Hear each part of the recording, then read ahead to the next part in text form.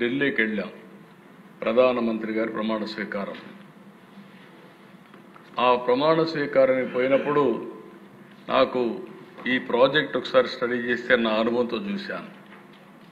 అందులో మీరు చూస్తే 7 మండలాలు తెలంగాణలో పెట్టారు. అవి సబ్మెర్జెన్స్లో వస్తాయి. ఆ 7 మండలాలు కానీ క్లియర్ చేయకపోతే ఈ రాష్ట్రానికి ఆ ప్రాజెక్ట్ కట్టలేము. కేంద్రం అనుకున్నా కట్టే పరిస్థితి ఉండదు.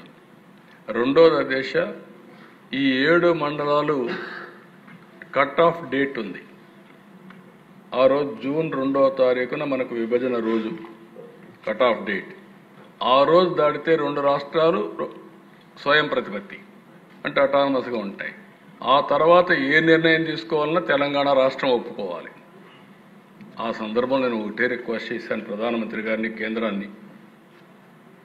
నేను ఇది కూడా మీరు చేయకపోతే నేను ప్రమాణ స్వీకారం చేసి అపహాస్యం కావడానికి సిద్ధంగా లేను.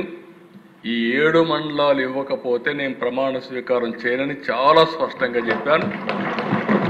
చరిత్రలో ఎప్పుడూ జరగని విధంగా మామూలుగా మనం అందరం ముందు ఎన్నికవుతానే మంత్రులు అవుతారు, పార్లమెంటు సమావేశమై బిజినెస్ స్టార్ట్ అవుతుంది.